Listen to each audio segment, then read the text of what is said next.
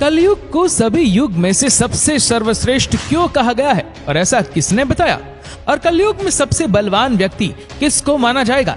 लेकिन क्या आप जानते कि कलयुग में महाभारत जैसा एक और महायुद्ध भी होने वाला है? तो चलिए जानते हैं इस वीडियो में, तो वीडियो को अंत तक जरूर देखें।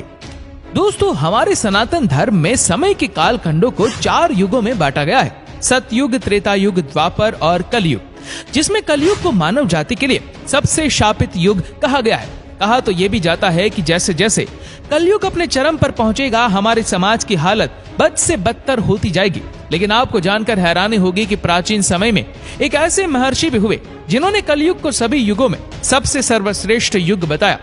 दोस्तों, कौन थे वो महर्षि? क्यों उन्होंने कलयुग को सर्वश्रेष्ठ युग बताया और उनके ऐसा कहने के पीछे क्या तर्क था? तो दोस्तों, यहाँ सबसे पहले तो आप ये जान लीजिए कि हम जिस महर्षि की बात कर रहे हैं उनका नाम है महर्षि वेदव्यास। उन्होंने ही कलयुग को सभी युगों में सर्वश्रेष्ठ युग बताया है।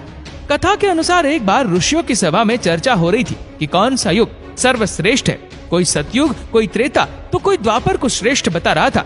जिसके बाद सभी ऋषिगणों ने मिलकर समाधान के लिए महर्षि वेदव्यास के पास गए।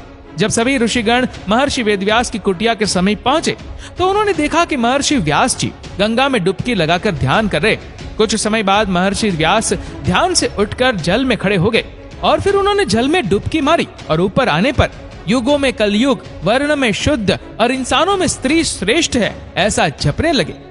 महर्षि को ऐसा करते हुए देख यहाँ ऋषिगण कुछ समझ पाते उससे पहले ही व्यास जी फिर डुबकी मारते हैं और ऊपर आकर कहने लगे, शुद्ध तुम श्रेष्ठ हो और तुम ही धन्य हो। अब सभी ऋषिगण एक दूसरे की तरफ आश्चर्य से देखने लगे और महर्षि व्यास के इस व्यवहार पर आश्चर्यचकित होकर आपस में बात करते हुए कहने लगे कि अब तक तो हम लोगों ने सुना था कि युगों में कलयुग श्रापित युग है और जातियों में ब्राह्मण ही श्रेष्ठ है, तो फिर व्यास जी ये कौन सा मंत्र जाप रहे? सर्वे ऋषि इसी पर सोच विचार कर रहे थे। तभी व्यास जी नदी से बाहर निकलकर अपनी कुटिया में चले जाते हैं और बाद में ऋषिगण भी उसके पीछे कुटिया में चले जाते हैं। और ऋषियों ने कहा, महर्षि, हम आपके पास एक समस्या के समाधान के लिए आए थे, लेकिन आप नदी में डुबकी लगाते समय इस मंत्र का जाप कर रहे थे।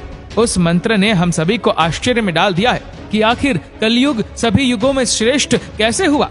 कृपया करके आप इसका जवाब दे।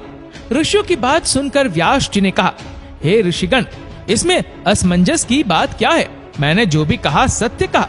मनुष्य को जो फल सतयुग में 10 वर्ष तक कठोर जप तप करने से मिलता है, वही फल मनुष्य को त्रेता में 1 वर्ष में, द्वापर में 1 महीने और कलयुग में 1 दिन में प्राप्त हो जाएगा। इसी तरह जो फल सतयुग में त्याग, त्रेता में यज्ञ, द्वापर में देवार्चन से प्राप्त होता है, वही फल कलयुग में मनुष्य प्रभु के भक्ति और कीर्तन मात्र से प्राप्त कर लेगा। दरअसल कलयुग को ये वरदान प्राप्त है कि कलयुग में केवल श्री हरि का नाम जपने मात्र से जीव का कल्याण सुनिश्चित है। उसे मुक्ति के लिए अन्य किसी भी साधन की आवश्यकता नहीं है। इसी वजह से मैंने कलयुग को श्रेष्ठ कहा। इतना सुनने के बाद सभी ऋषिगण आगे वेदव्यास जी से कहते हैं, महर्षि, आपने नदी में दूसरी डुबकी लगाते कहा था कि कलयुग में शुद्ध श्रेष्ठ है।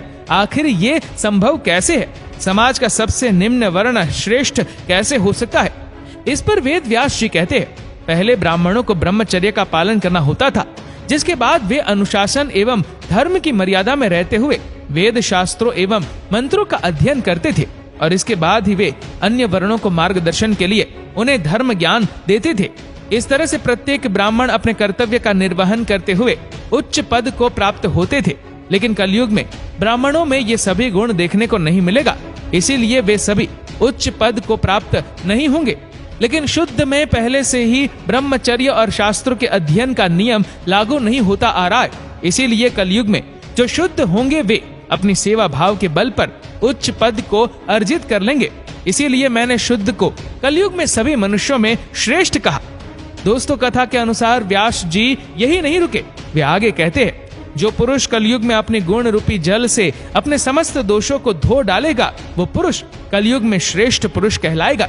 इसीलिए हे मुनिगण, कलयुग वासियों के लिए ये मेरी सलाह है कि अगर वे अपने जीवन को सफल और सुखी बनाना चाहते हैं तो सदा श्री कृष्ण रूपी हरि नाम का जाप करे। अगर वे ऐसा करते हैं तो कलयुग के बाद यानी अपनी मृत्यु के बाद वे वैकुंठ धाम में स्थान प्राप्त करेंगे। इन सभी बातों को कहने के बाद महर्षि व्यास जी सभी ऋषियों से कहते हैं कि हे मुनिवर, मुझे उम्मीद है कि मैंने आपकी सभी शंकाओं का समाधान कर दिया। इसीलिए अब आप बताएं कि आप सबका यहाँ कैसे आना हुआ।